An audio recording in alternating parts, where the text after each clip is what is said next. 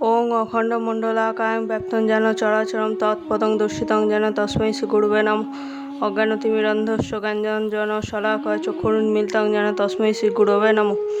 গুরু ব্রহ্মা গুরু বিষ্ণু গুরুদেব মহেশ্বর গুরুরেব পরম ব্রহ্ম তস্मै শ্রীগুরুবে নমঃ। অর্থাৎ যিনি অজ্ঞান অন্ধকারাচ্ছন্ন শিষ্যের চক্ষু জ্ঞানাঞ্জন শলাকা দিয়ে খুলিয়া দেন, সেই গুরুদেবকে ভক্তি ভরে প্রণাম করি। মন্ত্র সত্য, পূজা সত্য, দেব নিরঞ্জনও সত্য, গুরুদেবের বাক্যও সর্বদা সত্য বলে জানি এবং সেই পরম পদও সত্য, যাহার দ্বারা অখণ্ড মণ্ডলাকার এই চরাচর বিশ্ব পরিব্যাপ্ত রয়েছে। তার পাদপদ্ম যিনি দর্শন করিয়ে দেন, সেই গুরুদেবকে পুনঃ পুনঃ প্রণাম করি। শ্রী গুরুদেবই ব্রহ্মা, গুরুই বিষ্ণু, গুরুই দেব ও মহেশ্বর, শ্রী গুরুই পরম ব্রহ্মস্বরূপ। সেই দেবকে পুনঃ পুনঃ ভক্তি ভরে প্রণাম করি। প্রথমেই বলে রাখি যে আজ এই গুরু পূর্ণিমার শুভ লগ্নে প্রত্যেকটি গুরুকে আমি জানাই শুভ গুরু পূর্ণিমার শতকোটি প্রণাম আপনাদের চরণে। আসল দুটো কথা আমি বলবো। প্রকৃত গুরুকে, প্রকৃত গুরু বলতে কোনো মানুষ বা ব্যক্তিবিশেষ নন। গুরু বা সদ্গুরু হচ্ছেন একজন ঈশ্বর। শাস্ত্রে আছে কৃষ্ণং বন্দে জগদ্গুরুম। জগৎগুরু বলতে মহাদেব, কৃষ্ণ, এনারাই হচ্ছেন আদিগুরু। এর দ্বারা আমরা বুঝলাম ভগবানই প্রকৃত গুরু বা সদ্গুরু। তন্ত্রশাস্ত্রে আছে শিষ্যের বৃত্তনাশকারী গুরু অনেকেই আছে, কিন্তু প্রকৃত গুরু নেই। প্রকৃত গুরু ভগবান, কিন্তু ভগবান বিভিন্ন মহাপুরুষ বা অবতার রূপে পৃথিবীতে আবির্ভূত হয়েছেন জগৎকে শিক্ষাদানের জন্য বা পথ দেখানোর জন্য। শাস্ত্রে আছে গুরু মানে আচার্য, যিনি নিজে আচরণ করে জগৎকে শিক্ষা দেন, তিনিই হচ্ছেন প্রকৃত গুরু। মনুষ্য শরীরে ঈশ্বরের প্রকাশ বেশি, এই শরীরে ঈশ্বর লাভ করা যায় বেশি। প্রকৃত গুরু শিষ্যের আধার বুঝে তার পরম অর্থের পথ দেখান।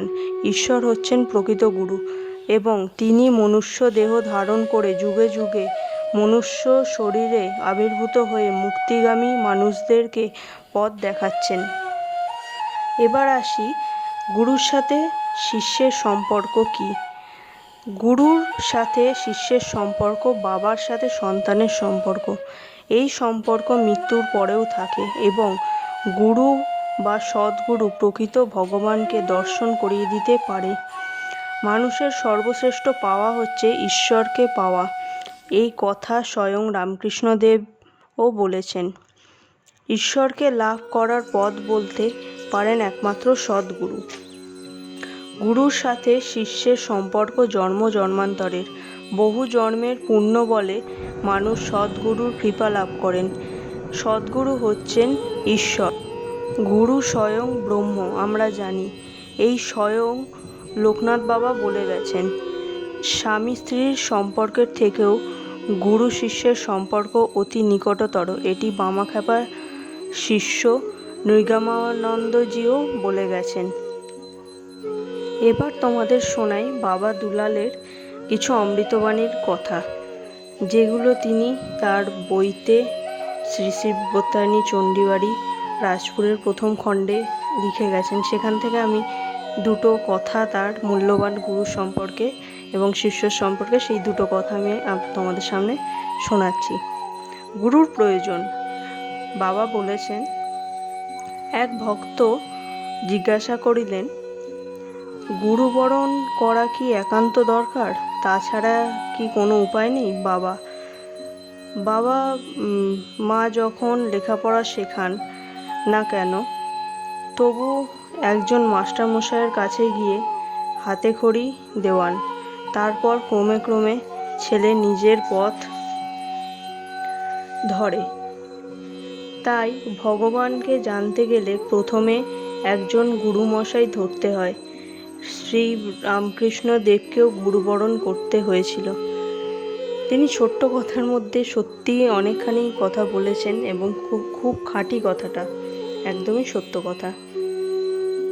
বাবা দুলাল আরেকটি কথাও খুব সুন্দরভাবে বলেছেন, সেটি হলো গুরু হলেন ঘরের লোক। বাবা মথুরাপুরে এক ভক্তের বাড়িতে গিয়েছিলেন। সকালে গমন করিয়া বৈকালে ফিরিয়া আসিয়াছিলেন। তাহারা বাবাকে ছেড়ে দিতে বড়ই নারাজ। বাবার উপদেশ ও গল্পে সকলেই মুগ্ধ। কেহ একজন বলিতে লাগলেন, অন্যান্য গুরুদেবদের দেখেছি তারা কোথাও গেলে বিড়ি ফোঁকেন, ইজি চেয়ারে গম্ভীর হয়ে বসে থাকেন, পাওনা গণ্ডা পেলে চলে যান। তারা চলে গেলে গৃহীরা বলে বাঁচলাম, আর আপনাকে ধরে রাখতে চাইছি। বাবা তখন তাদেরকে বললেন, তারা হলেন গুরু আর আমি হলাম ঘরের লোক। মার বিশ্ব সংসারের মধ্যে আমরা সবাই এক। আমিও সংসারের মধ্যে একজন, তো তাই ধরে রাখতে চাইছো। বাবা দুলাল তার এই অমৃত বাণীতে, অমৃত কথায় তিনি এত সুন্দর সুন্দর বাণী তিনি বলে গেছেন এবং যিনি লিখেছেন সত্যিই খুব অসাধারণ, খুবই অসাধারণ, মন্ত্রমুগ্ধ করা কিছু বাণী। তা আপনাদের সামনে আর কয়েকটা বাণী আমি ধরে তুলছি, কেননা পুরো ভিডিওতে আমি তো তার বাণী পুরোটা বলতে পারবো না। বাবার আরেকটা বাণী আমি আপনাদের সামনে তুলে ধরছি। একজন ভিক্ষুক আসিয়া বাবাকে বলিলেন, আমাকে জপ তপ কিছু শিখিয়ে দেবেন? বাবা তার উদ্দেশ্যে বলিলেন, এখানে জপ তপের কোনো ব্যাপার নেই। লোকটি, সে কি, এখানে এত ঠাকুর দেবতা রয়েছে, জপ তপ কিছু হয় না? বাবা তখন বললেন, এখানে তো কোনো ঠাকুর দেবতা নেই। লোকটি তার উদ্দেশ্যে বলিলেন, তবে কি আছে এখানে? বাবা তাকে উত্তরে বললেন, আমাদের নিজেদের মা আছেন, তারই সেবা করা হয়। আমরা সেবক, সেবা করি, জপ তপ কিছু জানি না। লোকটি, ধ্যান করেন না আপনারা? বাবা, না, ধ্যান কিছু হয় না এখানে। ধ্যান করবে কি? ভিতরে ভাব থাকলে তো ধ্যান করবে।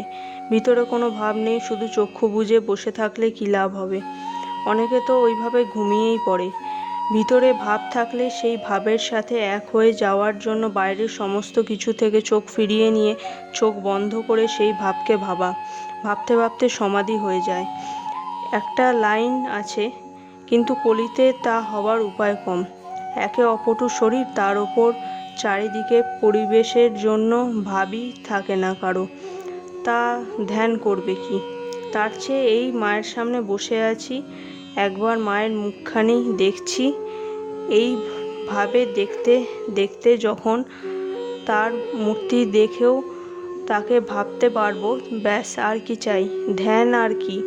যেমন করাল বদন মুক্তকেশী, 4 হাত আছে, শিব শুয়ে আছেন তার ওপর, এইভাবে দাঁড়িয়ে আছেন ইত্যাদি।